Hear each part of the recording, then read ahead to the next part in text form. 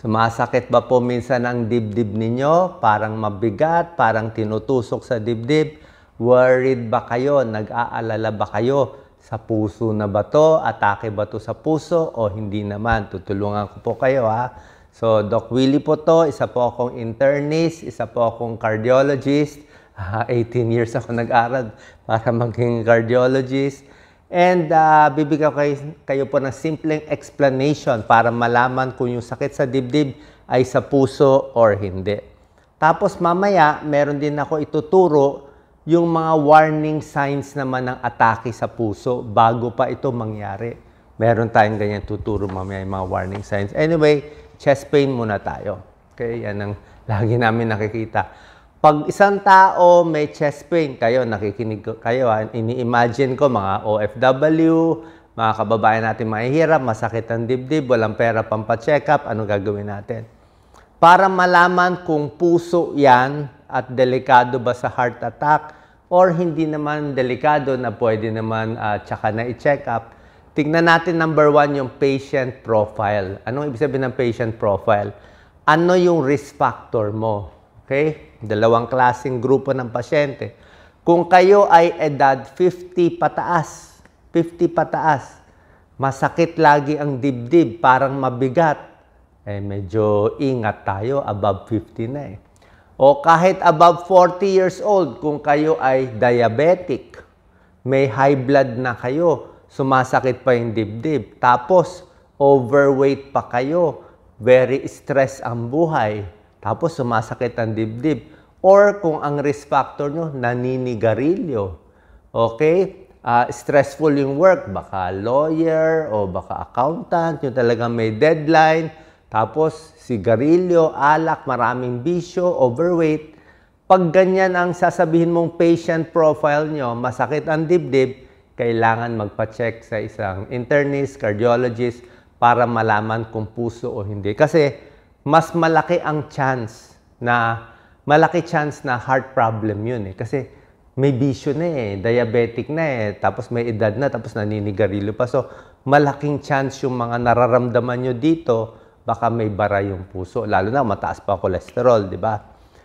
Pero pag ito naman ang patient profile mo, kung ang patient profile mo ay 30 years old, okay? Babae, payat, walang bisyo, okay? Hindi ka naman naninigarilyo, walang high blood. Tapos sakit na sakit yung dibdib mo, lagi mabigat ang dibdib mo. Pero ano ka naman, wala ka ibang risk factor. Pag ganon ang pasyente, 99% walang sakit sa puso. Kasi nga, sa edad na 30s, walang bisyo, walang high blood, walang risk factor, malabo ang tsansa na magkaroon siya ng bara sa puso. Kasi bago magbara yung ugat sa puso, kailangan marami mo ng bisyo at medyo may edad na. So that's one. Ano yung patient profile? Ganyan kami mag-isip. Pangalawa, explain mo yung tagal. Gaano katagal yung chest pain? Pag sinabi mong 1 minute lang ang chest pain tapos nawala, hindi yan sakit sa puso. Ang tunay na angina, chest pain, hindi pwede 1 minute lang. Kung sinabi mo, ang sakit sa dibdib ko, 2 hours, 3 hours, maghapon masakit, hindi rin yan sakit sa puso. Kasi ang sakit sa puso, may timing lang yan.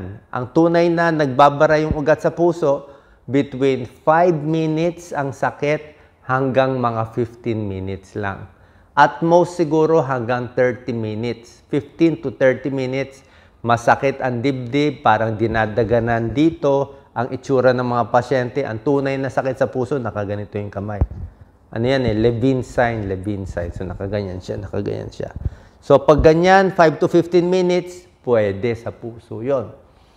Pag na sumasakit ang dibdib with exertion, umakyat ng 2 palapag, napagod, hiningal, na stress, na galit, bago sumakit ng 5 minutes to 15 minutes, yon. Typical angina yon, posibleng sakit sa puso. Pero kung nakikinig naman kayo, kung sinabi mo 1 minute lang o sinabi mo 1 oras, baka hindi yon. Tapos wala kang mga bisyo na sinasabi ko, wala kang risk factor, so malabo yon. So napipicture nyo na ha.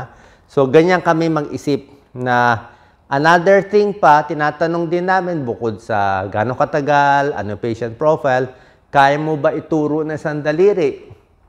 Pag naturo ng pasyente sa daliri, usually muscle pain. Kasi ang tunay na sakit sa puso, hindi niya mahanap. Okay? So, sa explanation ko, pag duda kayo na baka sakit sa puso, pwede kayo pa-check up sa internist, cardiologist, papagawan kayo ng ECG. Pero ang ECG po, 50% lang ang tsansa niya mahuli yung sakit sa puso. Medyo mahinang test siya eh. Malalaman lang ng ECG na may bara yung ugat mo kung sobra na daming barado. Siguro 3 ugat na 90% barado bago lang lalabas sa ECG. Mas magandang test yung stress test, yung tumatakbo. Yung nagja-jogging, pinago, tapos nag-ECG, yun, pwede yun. 2D echo, yan, may tulong din yan. Lalo na kung may may heart attack, nakikita rin yan. O lumalaki yung puso, kita rin niya sa 2D echo. So, ito yung mga test na ginagawa ng doktor. Okay? So, pag chest pain, tulad na sinabi ko, na-explain ko na sa inyo, ha? Pag yung sintomas ay very typical at may risk factor, high blood, cholesterol, diabetes, overweight, may edad, pwedeng angina yon, pwedeng heart attack yon. Pag wala kayong risk factor, ay baka acid reflux lang yan, nangangasim. O baka muscle pain lang yan, okay? O baka panic attack lang yan, nervyos, di ba? Pwede rin panic attack. O baka may gallbladder stone ka, bato sa abdo, pwede rin yan. Diba? O baka may rib injury, pwede rin yan. So, yan ang mga possibility na sakit sa dibdib. Pero very common yung mga muscle pain. Yung paghiga, yung sa tulog, nagkakaproblema. Okay? So, pag wala naman kayo dito sa mga risk factors, so don't worry para dyan. Next topic, very important. Napakaganda nitong nakita kong article. Ano ang warning signs ng heart attack 1 month bago pa ito mangyari? Okay? Na-interview nila siguro daan-daang pasyente na inatake na sa puso. Tinanong sila, bakit hindi kayo nagpa-check up? Sabi nila, wala naman ako masakit sa dibdib wala akong naramdaman. Pero nung in-interview itong 100 or more na heart attack patients, ano ba naramdaman mo 1 month before ka inatake? 1 month before. Magsasabi sila, parang meron na ako nararamdaman na. Hindi ko lang pinansin kasi kala ko wala lang yan. So, itong mga taong to na heart attack, may risk factor, malamang, at least above 40 years old, may mga bisyo, ito naramdaman nilang 8 warning signs. Tingnan natin ha. Sasabi nito mga pasyente, number 1, pansin nila a month before the heart attack, number 1 is lagi ng pagod. Parang for no reason, di naman napagod, pagod na. Lalo na yung mga babae, ba't lagi silang pagod? Yung pala humihina na ang puso. Number 2, laging indigestion. Parang nasusuka, masakit ang tiyan. Kala nila, ulcer lang yan. O acid reflux. Yung pala, baka puso na pala yun. Number 3, paminsan-minsan, pinapawisan sila ng malagkit ng pawis, cold sweats. Diba? So, hindi po magandang senyales yan. Yung malagkit na pawis, minsan, heart problem yan, bumabagsak blood pressure, pwede rin panic attack sa cold sweats. Pero yung pinapawisan ng malagkit, usually alam ng katawan yan, baka may problema sa puso. Number 4 sign, 1 month before a heart attack, parang makabog na yung dibdib ba? Parang malakas na yung kabog. Minsan, nagagiging abnormal na.